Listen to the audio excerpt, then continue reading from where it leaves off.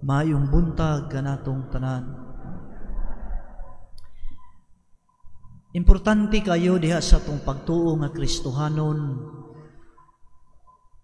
sa mga atong gi-celebrar ang pagkabanhaw sa atong Ginoo. Ang una nga tawo nga iyang gipakitaan human siya nabanhaw, kinsa man kini. No? Kung sundo natong ebanghelyo, ang una nga iyang gipakitaan si Maria Magdalena, no? Diin naghilak ngadto sa hardin si Maria kay nawala ang patayng lawas sa atong Ginoo. Nga iyang gibisita sa Domingo sa kaadlawon. Apan wala mahisulat sa balaang kasulatan. Ang pinakauna nga iyang gipakitaan ang iya gayud nga inahan. Of course, no? Kaya ang inahan, mabayay nagbangutan. Unya ang inahan, mao'y una, labi pa sa tanan, sa dakong pagigugma siyang anak, diha sa dakong pagtuo, nga siya magpakita sa iyang kabanhawan, ngadto kaniya.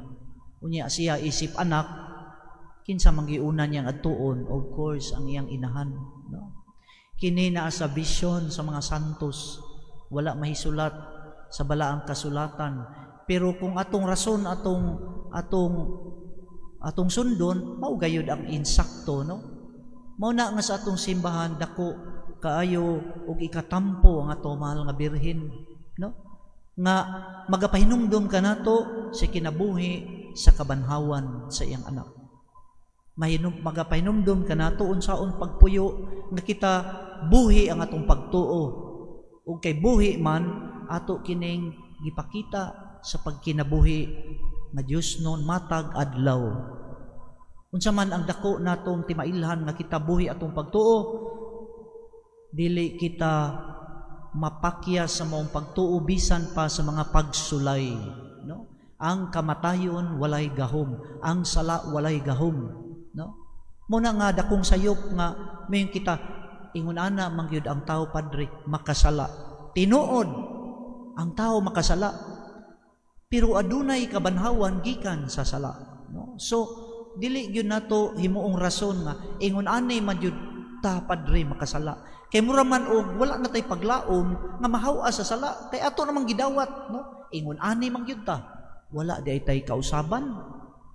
Sayang ang pagkamatay sa atong Ginoo ug pagkabanhaw kung di ta mahawas sa ato mga naandan nga mga sala, no? Nga usahay nahimo na po natong habit, no? Nahimong habit sabton jud ko nila padre kay ingon ani man ang akong kinaiya. Pero ang atong Ginoo nagahatag og kabanhawan, no? Muna nga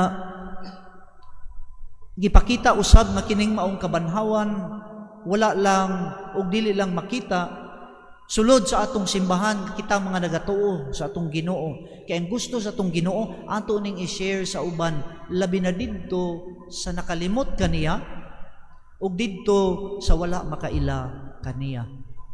Now, kung sa atong pagkinabuhi, dili nato ni ipakita ang atong pagtuo, no? O tinuod nagasimba kita, tinuod nagaampo kita, pero gawas sa simbahan, o gawas atong pag-ampo sa atong mga panimalay, sa panahon nga kita mulakaw, sa panahon nga kita mo trabaho, sa panahon mga estudyante, mga eskwela, o bisan asa ta paingon. Kung atong ibilin atong pagtuo sulod lamang sa simbahan, o diya sa atong mga pag-ampo, o di makita, no? Unsaon man pagkaila sa uban nga wa makaila, no? Nga niingon man si Kristo, isangyaw ang akong ngalan sa tibok kalibutan. Mo bitaw na nga sa ebanghelyo karon dunay lawom nga panabot gawas sa literal nga pagtan-aw nato ug pagbasa nga nangisda si Juan ug ang mga tinun-an. Kay baya before ni nahitabo giingnan na sa atong Ginoo si Juan, sawa pa siya mamatay sa krus, sa iya pang pagtawag, ikaw ang imong ngalan sukad karon mao si Pedro, no? Dili na si Simon. Kay ang Pedro buot pasabot bato, no? Sa ato pang ginaingon sa atong salmo responsoryo, ang gisalikway sa mga magtutukod mo'y nahimong bato sa kanto. Si Kristo ang bato. Ug iyang giingnan si Pedro, ikaw sukad karon ang bato tungod kay bato sa pagtuo, no? Isip leader sa tanang katawhan nga nagtuo sa Ginoo, no? Ug kita ni share sa maong bato sa pagtuo. Bato bot pasabot dili mawagtang, lig-on, dili madala sa laing pagtuo, no? Dili mahanaw, dili ta ma-discourage bisan pa man sa kalisdanan. Nya ato ba nang gipakita, no? Ang maong paglaom, no? Unya giingnan sa Ginoo si Pedro, sukad karon dili ka na mangingisda, no? Og mga isda, kundi mangingisda og mga tao, fisher of men, no? So muna nangisda sila, literal nga nangisda, apan dunay lawom nga pagtulunan sa atong simbahan nga di ay sila sukad sa kabanhawan nahimo nga magsangyaw, mangisda og mga tao padung sa Ginoo, manapit og mga tao, mamukot og mga tao. Apan dili lang na misyon sa mga apostoles ug ni San Pedro, misyon sa simbahan o kita man ang simbahan. So ato ba ni nga gitudlo una sa tanan sa pamilya, sa atong mga anak, no? Sa atong kasilinganan, sa mga tao nga atong nahimamat, no? Duna kitay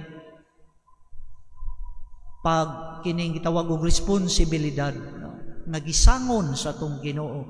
Unya usahay lisod ang pagpangisda, no? Matod pa ni Pedro ug sa mga tinun-an nga gipangutana ni Kristo nga nabanhaw, no? Nga wa pa sila kaila, ningon nga nakakuha ba kamo?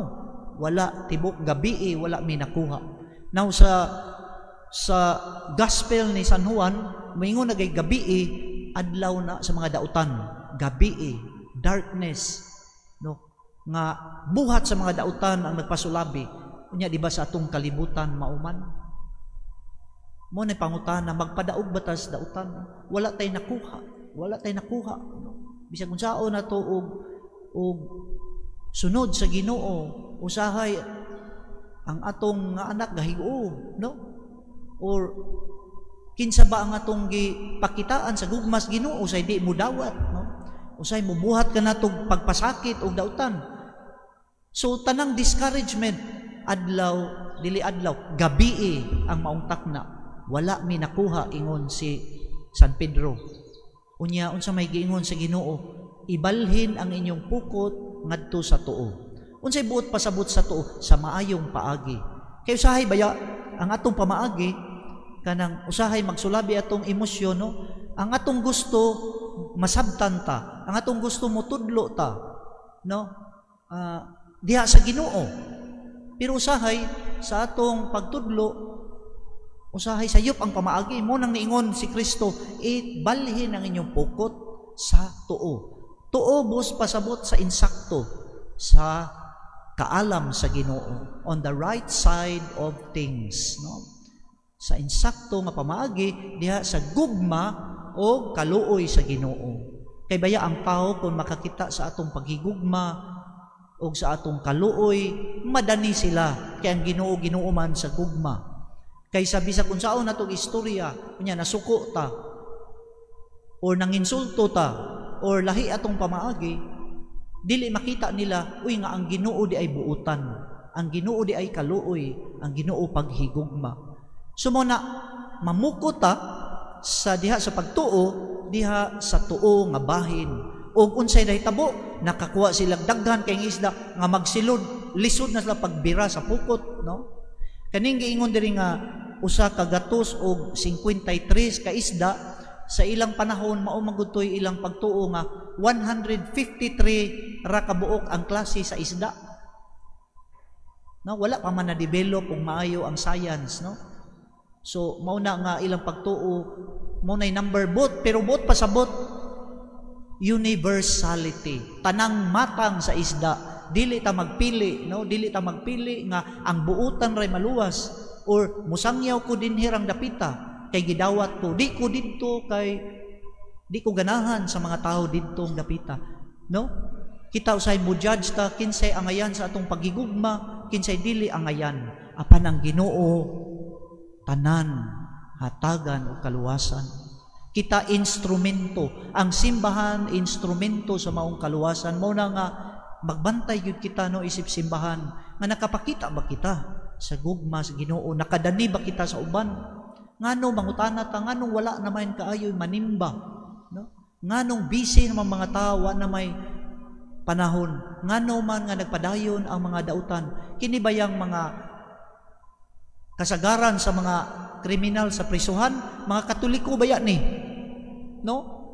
Nakasuod ko sa maximum security prison sa Manila, ningon ang warden, sus padre, ang magsigig away dinhi, magsigig buno, pinatyanay dinhi, mga Katoliko, ang mga Muslim, magkahiusag yun aslas pag-ampo.